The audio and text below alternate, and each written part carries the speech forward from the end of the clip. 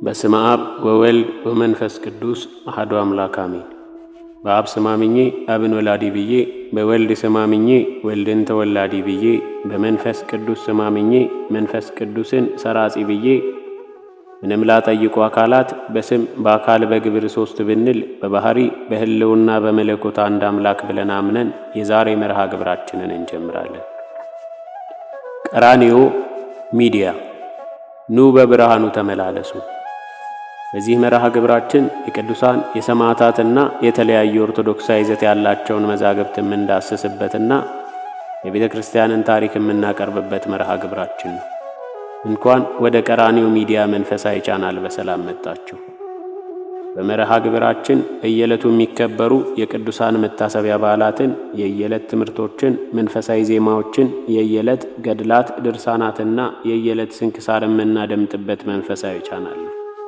እርሶም ትልቅ ትምህርት የሚያገኙበት ቻናል ስለሆነ ሁላችሁም ወደዚህ በመምጣት ላይክ፣ ሼር፣ ሰብስክራይብ በማድረግ የመርሃ ግብራችን ተካፋይ ይሁኑ።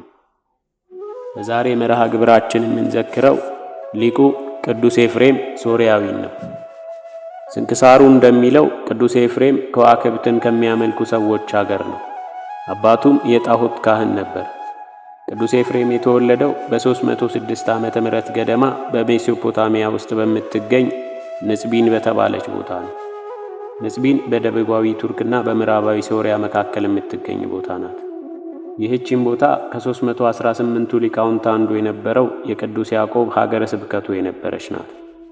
ቅዱስ ኤፍሬም ተወልዶ ባደገባት ሀገረ ንጽቢን ጵጵስናን የተሾመ ቅዱስ ያዕቆብ የሚባል ታላቅ ሰው ነበር። እርሱም የሰማዕትነት፣ የሐዋርያነት፣ የጻድቅነትና የሊቅነት ክብር ያለው አባት ነው። ቅዱስ ኤፍሬም ይህ አባት ሁል ጊዜ ሲያስተምር ይሰማው ነበርና በስብከቱ ተማረከ።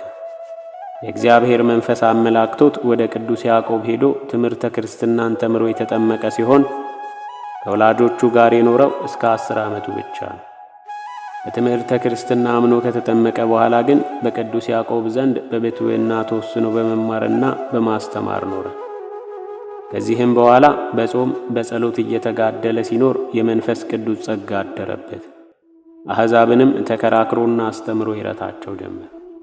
በ325 ዓመተ ምህረት 318ቱ ኤጲስቆጶሳት ቢሆንላቸው አርዮስን አስተምረው መክረው ከክህደቱ ለመመለስ እሺ ባይላቸው ግን አውግዘውት ለመመለስ በኒቅያ ሲሰበሰቡ ቅዱስ ኤፍሬም ከአባ ያዕቆብ ጋር አብሮ በጉባኤው ተገኝቶ ነበር። አርዮስንም አውግዘው ከለዩት በኋላ ቅዱስ ኤፍሬም በዚያች ሌሊት ከምድር እስከ ሰማይ የሚደርስ የብርሃን ምሰሶ ተተክሎ አየ። የዚህንም ራእይ ምስጢር ይረዳ ዘንድ ወደ ጌታችን በጸለየ ጊዜ ይህ የቄሳርያው ሊቀ ጳጳሳት ብፁዕ ባስልዮስ ነው የሚል ቃል ከሰማይ ወደ እርሱ መጣ። ቅዱስ ኤፍሬም የሚያየው ዘንድ ወደ ቄሳርያ ሀገር ተጓዘ። በደረሰም ጊዜ ወደ ቤተ ክርስቲያን ሲገባ ቅዱስ ባስልዮስን ከወርቅ የተሠራ ልብሰ ተክህኖ ለብሶ ወንጌልን ሲያነባየው 3 ምልክቶችንም እስኪያይ ድረስ በልቡ ተጠራጠረ። ይኸውም በመጀመሪያ ነጭ ርግብ መጥታ በቅዱስ ባስልዮስ ላይ አረፈች። ቀጥሎም በልብሱ ላይ የሚያርፉት ሕዋሲያን ይቃጠሉና ይረግፉ ነበር። ሦስተኛውም ከአፉ የእሳት ነበልባል እየወጣ ምዕመናን ላይ ሲያርፍ ተመለከተ። ቅዱስ ባስልዮስም ቅዱስ ኤፍሬምን በስሙ ጠርቶት ሰላምታ ተሰጣጡና በአስተርጓሚ መነጋገር ጀመሩ። ምስጢር በአስተርጓሚ አይሆንም ብለው የአንዳቸው ቋንቋ ለአንዳቸው ይገለጥላቸው ዘንድ ወደ እግዚአብሔር ቢጸልዩ የአንዳቸው ቋንቋ ለአንዳቸው ተገልጦላቸው ሁለቱም ነገረ እግዚአብሔርን ሲነጋገሩ አደሩ። ከዚህም በኋላ አባ ባስልዮስ ቅዱስ ኤፍሬምን ድቁና ሾመው። ከጥቂት ወራትም በኋላ ቅስና ሾመው። ከዚህም በኋላ ትሩፋቱ በዓለም ሁሉ አበራ። አንዲት በወገን የከበረች ባለጸጋ ሴት ነበረች። እርሷም ራሷን ለካህን ለማስመርመር ታፍር ነበር።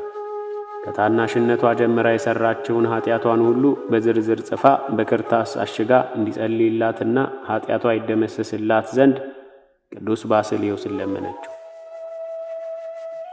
እርሱም ይሁን እንዳልሽው ይሁንልሽ ብሎ ጸልዮላት ከአንዲት ኃጢአቷ በቀር ሁሉንም በጸሎት ደመሰሰላት። እርሷም ክርታሱን በገለጠችው ጊዜ ከአንዲቷ ኃጢአቷ በቀር ሌሎቹ ሁሉም ተደምስሰው ጠፍተው አገኘች። ቅዱስ ባስልዮስም ስለ አንዲቱም ኃጢአቷ ወደ ቅዱስ ኤፍሬም እንድትሄድ አዘዛት። ቅዱስ ኤፍሬምም ፈጥነሽ ወደ ቅዱስ ባስልዮስ ሂጂ፣ ነገር ግን በሞት አርፎ ወደ ቤተ ክርስቲያን ሲወስዳት ታገኘዋለሽ። ሳትጠረጥሪም ይህችን ክርታስ በላዩ ላይ ጣይ፣ ይደመሰስልሻል ብሎ መልሶ ላካት። በተመለሰችም ጊዜ ቅዱስ ባስልዮስ አርፎ ሊቀብሩት ወደ ቤተ ክርስቲያን ሲወስዱት አገኘችው። እርሷም መሪር ለቅሶን ካለቀሰች በኋላ ቅዱስ ኤፍሬም እንዳዘዛት በእምነት ሆና ያንን ክርታስ በቅዱስ ባስልዮስ አስክሬን ላይ ጣለችው። ወዲያውኑም ያቺ የቀረች ኃጢአቷ ተደመሰሰችላት። ክርታሱም ምንም ጽሕፈት የሌለበት ባዶ ሆነ። ቅዱስ ኤፍሬም ሌሎች እጅግ ብዙ ተአምራትን አድርጓል። መናፍቃንን ተከራክሮ ረድቷል። ቅዱስ ኤፍሬም ከታላቁ ባስልዮስ ከተማረ በኋላ ሀገረ ስብከት ተሰጥቶት ያስተምር ጀመረ። ቅዱስ ኤፍሬም ክርስትናን በሚገባ ሲመረምር የእመቤታችን ፍቅር ይበዛለት ጀመር።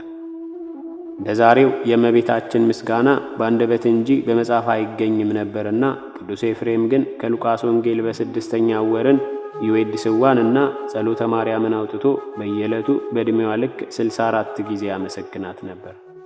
እመቤታችንን ከልብ ከመውደዱ የተነሳ የእመቤታችን ምስጋናዋ እንደ ሰማይ ኮከብ እንደ ባህር ሽቶ በስቶልኝ እንደ ልብስ ለብሼው እንደ ምግብ ተመግቤው እንደ ውሃ ጠጥቼው ረክቼው እያለ ሲመኝ ይኖር ነበር። የሻቱትን መስጠት ለመንፈስ ቅዱስ ልማዱ ነውና ቅዱስ ኤፍሬም የፈለገውን ገልጦለታል። አምላክን የወለደች እመብርሃንም በገሃድ ተገልጣለት የልቡን ፈቃድ ፈጸመችለት። ዛሬ እየጸለይነው ጸጋ በረከት የምናገኝበትን ዳሴ ማርያምን ደረሰላት። ዳሴዋን ሲደርስላትም እርሷ አእላፍ ቅዱሳን መላእክትን፣ ጻድቃን ሰማዕታትን አስከትላ ወርዳ በፊቱ ትቀመጣለች። እርሱም በመንፈስ ቅዱስ ተቃኝቶ ባጭሩ ታጥቆ እጅ ነስቶ በፊቷ ይቆማል። ዕለቱ ሰኑይ ነግህ ነው። እንዲህም ሆነ። የነግህ ተግባሩን አድርሶ ከመካነ ግብሩ ተቀምጦ ሳለ እመቤታችን ትመጣለች። የብርሃን ምንጣፍ ይነጠፋል። የብርሃን ድባብ ይዘረጋል። ከዛ ላይ ሁና ሰላም ለከ ወፍቅሩየ ወፍቁረ ወልድየ ኤፍሬም ትለዋለች።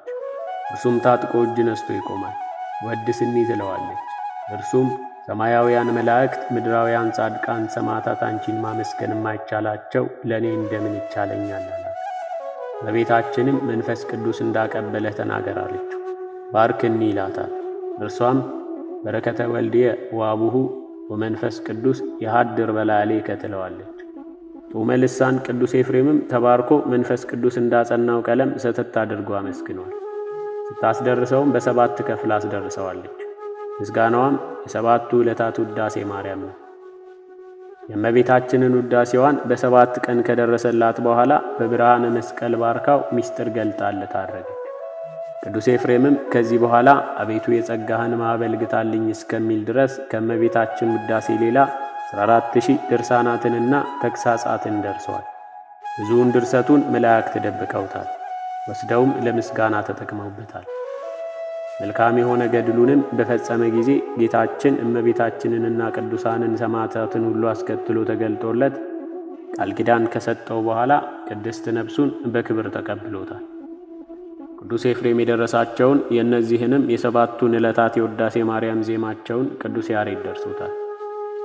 እርሱም አክሱም ጽዮን እየተሳለማት ሳለ የብርሃን እናቱ እመቤታችን ተገልጣለት ቅዱስ ኤፍሬምንና ቅዱስ አባ ሕርያቆስን በአካለ ነፍስ አምጥታ ድርሰታቸውንና ቅዳሴያቸውን ያሰሙታል። ቅዱስ ያሬድም በመልክ በመልኩ እያደረገ ዜማውን ደረሰው። ቅዱስ ያሬድም ዜማውን ሲጨርስ የብርሃን እናቱ እማ አምላክ በያዘችው የብርሃን መስቀል ባርካው ተስፋውን ነግራው አድርጋለች። መዝገበ ቅዱሳን ውዳሴ ማርያም አንድምታ ስንክሳር ዘወርሃ ሐምሌ ሐመር 5ኛ ዓመት ቁጥር 5 1990 ዓመተ ምህረት ከሊቁ ቅዱስ ኤፍሬም ሶርያዊ ረድኤት በረከት ያሳትፈን። ስብሐት ለእግዚአብሔር ወለወላዲቱ ድንግል ወለመስቀሉ ክቡር አሜን። ይቆየን።